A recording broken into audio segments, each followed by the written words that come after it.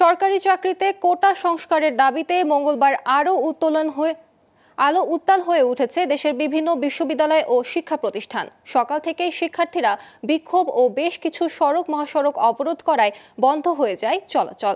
এতে দুর্ভোগে পড়েন হাজারো যাত্রী। এ সময় আন্দোলনকারীরা শিক্ষার্থীদের ওপর হামলা, বক্তব্য প্রত্যাহার ও কোটা সংস্কারের যৌক্তিক সমাধানের দাবি জানায়। এদিকে কয়েকটি স্থানে আন্দোলনকারীদের সাথে ছাত্রলীগ কর্মীদের ধাওয়া পাল্টা ধাওয়া হয়। এসব ঘটনায় শতাধিক শিক্ষার্থী আহত হয়েছে। এদিকে রংপুর ও চট্টগ্রামে সংঘর্ষে ৩ জনের মৃত্যুর খবর পাওয়া গেছে। প্রতিনিধিদের পাঠানো তথ্য চিত্রের ডেস্ক রিপোর্ট। সরকারি চাকরিতে কোটা সংস্কারের দাবিতে বেশ কয়েকদিন ধরে দেশের বিভিন্ন স্থানে বিক্ষোভ করছে শিক্ষার্থীরা। মঙ্গলবার জাহাঙ্গীরনগর বিশ্ববিদ্যালয় কোটা বিরোধী আন্দোলনে যোগ দিয়েছে বিভিন্ন শিক্ষা প্রতিষ্ঠানের শিক্ষার্থীরাও। এই সময় তারা বিভিন্ন স্লোগান দিয়ে বিশ্ববিদ্যালয়ের বিভিন্ন স্থানে মিছিল করে।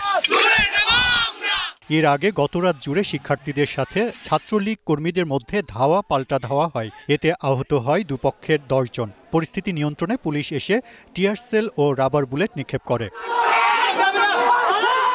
ঢাকা চট্টগ্রাম মহাসড়কের কুমিরা এলাকায় অবরোধ করে আন্তর্জাতিক ইসলামী বিশ্ববিদ্যালয় চট্টগ্রামের শিক্ষার্থীরা। এ কারণে রাস্তার দুপাশে সৃষ্টি হয় দীর্ঘ যানজট। এর আগে রেললাইন অবরোধ করে আইআইইউসি শিক্ষার্থীরা। বরিশালে সাধারণ শিক্ষার্থীদের সাথে ছাত্রলীগের ধাওয়া পাল্টা ধাওয়া হয়েছে। শিক্ষার্থীদের দাবি, সকালে বিক্ষোভ চলাকালে হামলা চালায় ছাত্রলীগের নেতাকর্মীরা। দাবি আদায় না হওয়া পর্যন্ত আন্দোলন চালিয়ে যাওয়ার ঘোষণাও দেয় তারা। কোটা সংস্কারের দাবিতে বিক্ষোভ অব্যাহত রেখেছে ময়মনসিংহ বিশ্ববিদ্যালয় ও বিভিন্ন কলেজের শিক্ষার্থীরা। সকালে টাউন হল মোড়ে সড়ক অবরোধ করে আন্দোলনকারীরা। তারা বলেন, যৌক্তিক দাবি আদায় না হওয়া পর্যন্ত রাজপথ ছাড়বেন না।